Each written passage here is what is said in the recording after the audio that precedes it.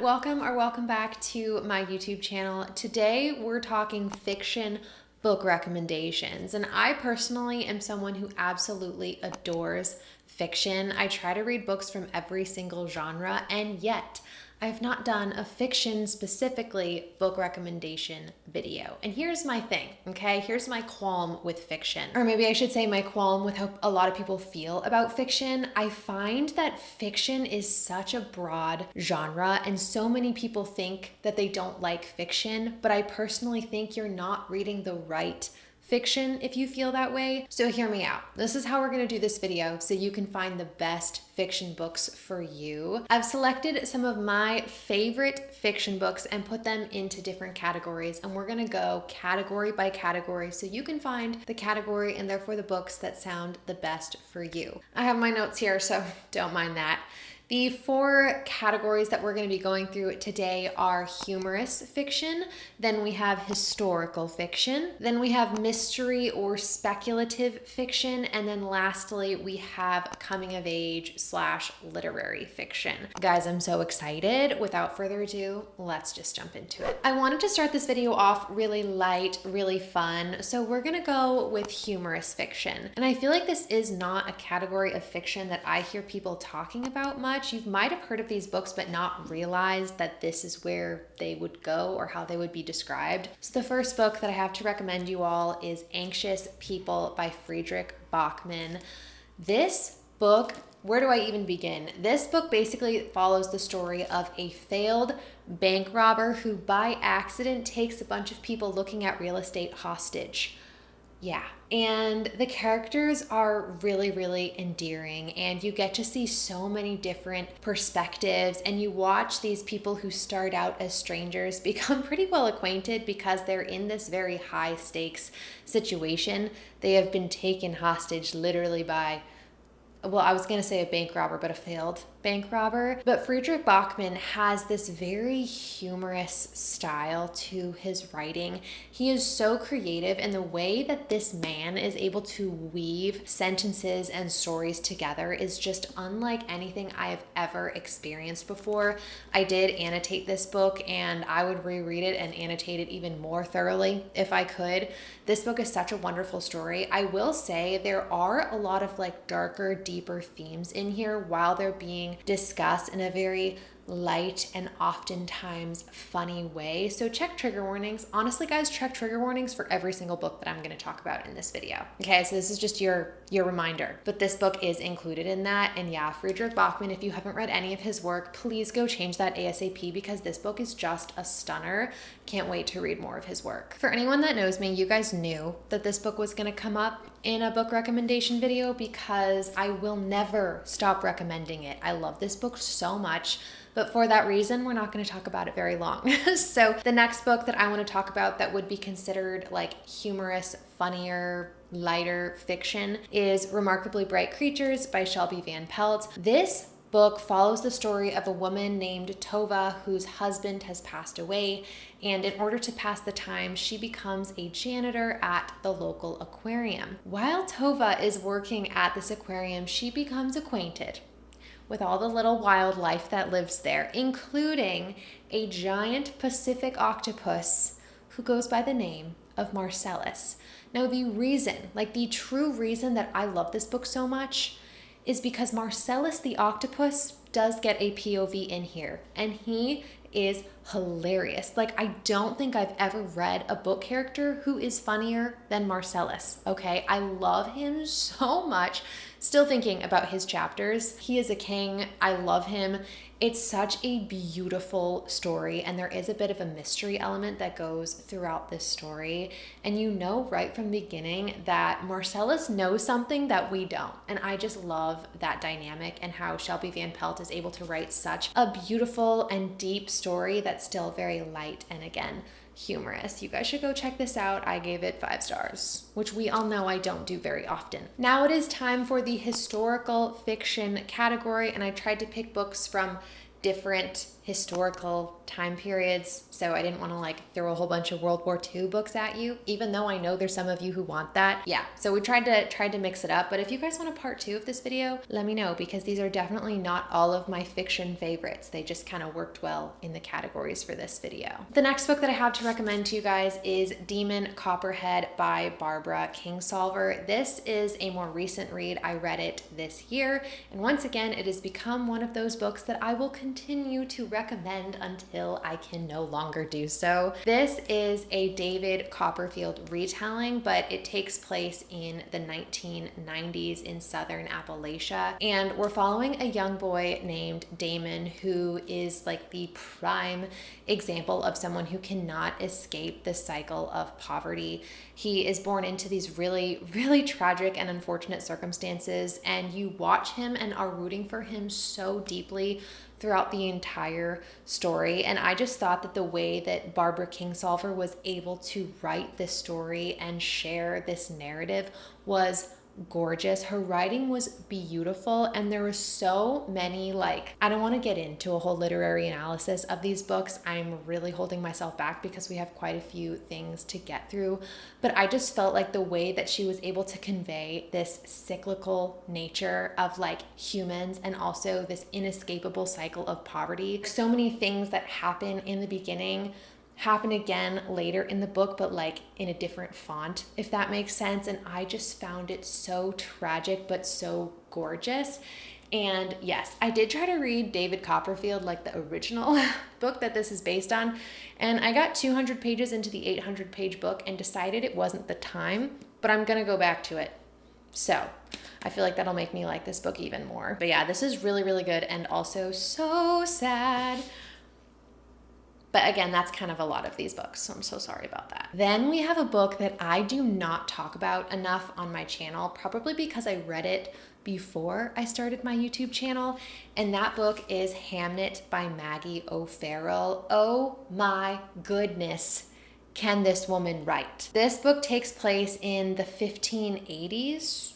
Yes, I wrote it down. This book takes place in the 1580s, and the reason that I love it so much is because this is a historical retelling, reimagining, for lack of a better word, of the life of Shakespeare and Shakespeare's family while he was writing his many, famous Shakespearean plays. But this is special for many reasons, but one that stands out to me is Shakespeare is not actually a primary character in this story. He is only referred to as the dad, the husband, the father. He doesn't even get a name. Okay, not even a name in this story, which I felt like was a really, really interesting and also very intentional decision of our author. So this story really centralizes on Shakespeare's wife and his children. And I feel like another key theme in here is this book takes place during the bubonic plague, which I believe started in like the 1300s, but it continues on for like hundreds of years, which I did not realize. I was fascinated by the bubonic plague. Like, I remember 7th grade history class eating that up. I don't know why. Like, the way that some people love World War II, I was obsessed with the bubonic plague. And so I didn't realize that that continued into Shakespeare's time, and that unfortunately deeply affects his family in ways that I won't mention. I think it's on the back of the book, but I'm not going to say. Is it clear that I love this book? It's so good. I need to reread this. Yeah, historical fiction, you guys should definitely go pick it up. Then the next book I do not actually own, but for all my World War II enthusiasts who I've been alluding to for this entire video, I wanted to recommend All the Light We Cannot See by Anthony Doerr. This book follows our two main characters. We have Marie Laurie, who grows up in Paris until she has to flee Paris because it becomes, what's the word? Occupied by the Nazis. So her and her dad have to freaking get out of there. And then we follow her POV. Actually, I think there's technically 3 POVs in here. I'll let you discover the third one for yourself. But then the second POV, we follow Werner, who is an orphan who becomes really good at fixing things. And this quality and talent that he has ultimately becomes the road. It paves the way for him to become he becomes part of Germany's side of the war. Not really, He doesn't really have a lot of decisions in this matter. It's kind of just where life takes him. And you follow their POVs, and of course they're connected to each other in some way that we don't know. And it's a beautiful story. I really, really enjoyed this one. I can't say that I found the writing addictive, but I did find it beautiful. So for all my page turner people, I don't know if this is the book that I would recommend, but it's a beautiful story. And yeah, I definitely still think about it, even having read it like years ago. So again, before I started this channel, but I still think about it, and you guys should definitely go check it out. Next up, that's all that I have prepared today in the historical fiction category. Now we're switching it up into like speculative mystery fiction. This is not thriller, okay? This is speculative. There might be a mystery element in there, but it is not like the primary theme or idea of the book, but it's important. And I have 2 books for this category to recommend you guys, and I'm so excited because they're both so good. One of them I read this year and did not expect to like it as much as I did. I'll be so completely honest with you guys. That book being Yellowface by R.F. Kuang. Sometimes when books become popular, I'm like, why is it popular? Am I gonna like it? This was one of those books. I was like, I don't know, it's popular. Maybe I'll like it, maybe I won't. And I was gifted this book and I was like, I'll just read it. I'll give it a shot. And I was also really craving fiction at that time. And I picked this up and this was so good. Basically, we are following our main character whose name is June Hayward. And Jude is a controversial character, okay? You are going to read this and hate her, and just know that that's the point. I know, it's hard to sign up to read a book when you are probably not gonna like our main girly. But this is one of those books, and literally page 1, we know that June and one of her friends, they're both authors, her bestie, who's not bestie, but like her acquaintance that she is friends with, dies. Literally page 1. And what does June go and do? She steals her manuscript and publishes it in her own name. And I say this every single time, but there are a lot of discussions on cancel culture in here about racial injustice, and I found it really, really fascinating. I felt like R.F. Kuang did a really good job making these seemingly like complicated conversations very accessible to the public. I feel like if those are topics or ideas that scare you, they're very manageable in here, and there is this mystery, like suspense, I guess. There's this mystery element that runs through this book that I really do feel like kept me on my toes. I did not know how this book was going to end. Like the question that you have that's running throughout the story, I didn't know it. But again, if you're frustrated, if you're mad, if you're upset, that means that R.F. Kuang was accomplishing their goal, okay? So just know that. Whew, I feel like I'm talking a mile a minute. This book is also pretty short, if that like motivates anyone. I know a lot of times fiction books can err on the longer side. But yeah, this one, not too bad. This next book, I don't know if I've ever talked about this book on my channel, but I love it. I recommend it to anyone who will listen, okay? This one is like, to me, the perfect speculative, mysterious, somewhat like a dash of dystopian fiction, okay? I love this book. I'm like trying to find it. The next book that I have to recommend to you guys is Never Let Me Go by Kazuo Ishiguro. Guys, do not sleep on this book, okay? This book follows the story of a girl named Kathy who is going to this English boarding school called Hailsham? I don't know how to say that. You pick up on very, very early on that the teachings at this school are somewhat off. More specifically, Kathy and our other characters who this book centers around, they're not learning anything about the world beyond the walls of Hailsham, like beyond their school. Like they don't know anything about the outside world. And that's kind of weird considering it's a school where you go to get an education. And so if I remember correctly, again, I read this book actual years ago.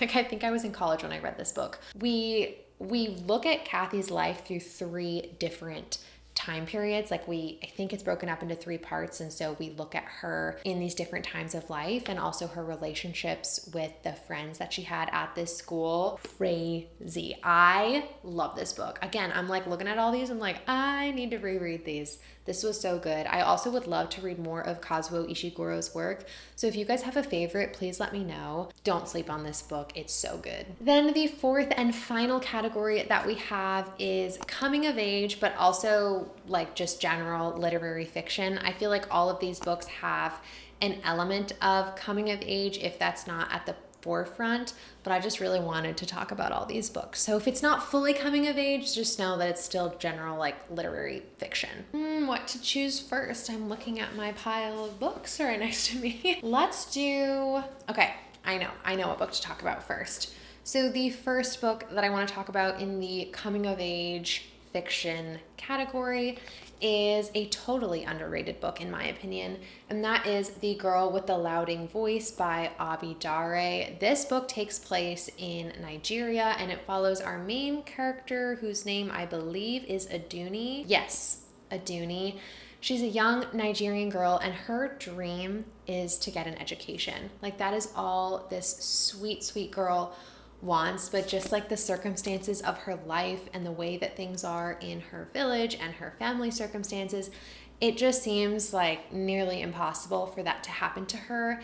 And there's a lot of discussions, at least in the beginning of this story, about how as a woman in this society, she has no power. She is sold off to become a wife. And oh my God, I know I said this in the beginning, check trigger warnings. This is like, I don't know, for me, this was the hardest book to get through out of all of these because it is so heart-wrenching to know that things in this book really happen. Okay, that's all I'm gonna say about that. But yeah, don't read this unless you're like in a good place to handle it. But something happens that propel her into this scenario where it seems like there is a slim possibility where an education could be possible. That's all I'm gonna say. And we go from there and we follow her. And Aduni was just so inspiring to me. And it also just taught me how to appreciate so much good that I have in my life. I feel like this book really was perspective and how lucky I am to have had an education. I can get really sappy, but this book was really sad, but really, really stunning. And I think more people should be talking about it. But yeah, be careful with when you choose to pick this up because it's really, really sad and like heavy on your heart. The next coming of age literary fiction story that I have to talk to you guys about is, I almost said Haruki Murakami. No. It is Norwegian Wood by Haruki Murakami. This was, I think, this was my first Murakami book. I feel like everyone talks about this book to the point where this might even be considered a classic now. I don't know. Which, by the way, that's another video that I'm planning is classic book recommendations. So let me know if that's something that you're interested in, because I only want to do it if you're interested in it. But this book follows the story of Toru and, what's our other girl's name? Of a young boy named Toru and a young girl named Naogo. I don't know how to say her name, I'm so sorry. But these two characters are brought together because of the tragic passing of their close friend. So like, I'm so bad. Toru and Naoko were best friends with the same person. That person passes and it brings the two of them together. And it mostly takes place, or I guess in the beginning to middle, we are following them as they are college students, college age and growing up. And again, who they are to each other, given the circumstances that brought them together. And there's a lot of like discussions on coping, and to me it felt like a character study on two people who are so different from each other that again are brought together because of these really sad circumstances. Again, this book is not for the faint of heart, okay? It is sad but also beautiful, and I feel like, I haven't really read much Murakami, but it feels like, at least for me, this is probably a good place to start. It was a good place to start for me, and I really enjoyed this book. I thought it was good. A little bit slow at parts, but again, that's not the point. We're not reading a high stakes fantasy right now, so just know what you're signing up for. Now, did we save best for last? No, but we saved one of the best for last. And I'm going to recommend this book every single freaking opportunity that I can. Oh no, my camera's gonna run out of storage. It's literally because it knows that I'm about to ramble on about this book. I just deleted some things, but it might not have been enough, so we're gonna make it quick. This book is the story of, I already forget our main characters' names. Sam and Sadie. This is the story of Sam and Sadie who meet together in a hospital under some pretty sad, unfortunate circumstances. And they come together over their love of video games, and they grow up to become some of the most epic video game designers in the world. And guys, these characters have so many problems, and so many people don't like this book because of the, I guess the best way to say it would be miscommunication, but they are human. Tell me, look me in the eyes and tell me that you have never miscommunicated in your life, or you don't know how to perfectly eloquently say how you feel. Okay? Sorry, I had to go there. I love this story, and the writing was so beautiful, and also such beautiful literary analysis to be had from this book. I mean, if you just look at the title here, just for a moment, hear me out. We have tomorrow and tomorrow and tomorrow. And this title, it gets at so many different ideas, but the one that stands out to me the most is we're looking at these two video game designers, right? And in a video game, if you die, you have tomorrow, and you have tomorrow, and you have tomorrow. Also, this is a Shakespeare reference. If you know, you know. But in our life, you only get one chance. You don't get another tomorrow and tomorrow and tomorrow. And so there's this stark contrast between this world and this life that Sam and Sadie have as game designers and just people and flawed characters. I loved this book, and it is beautifully rainbow annotated, and I can't wait to forget things and read it again. So yeah, this was just such a beautiful story, and it is very popular for a reason. I think that is going to be it for this week's video. Thank you guys so much for watching. Really quick before we close it out, I always do shout outs at the end of my YouTube videos for people who comment on my videos, because you guys are the besties. So this one's for you guys. First up, I wanted to give a shout out to @OlgaW, who felt very similarly to me about Abby Jimenez. Recently, I did discover Abby Jimenez, and as an Emily Henry girly, could have been the best thing to happen to me. And so we really connected on this comment. So thank you so much for commenting on my video. And then I also wanted to give a shout out to @MixLibrary, who I'm still thinking about it. I recently read The 7-Year Slip by Ashley Poston, and it is now one of my favorite books, not just this month, but ever. And Bestie and I fully agreed on this, so that was awesome. I think that's gonna be it from me. Let me know if you guys want a video on my fiction TBR, because I do have one, and I didn't throw it into this video because I've been yapping for way too long. So yeah, okay, that's gonna be it from me. I hope you guys are having a great day and a great reading month, and I will see you in the next one. Bye.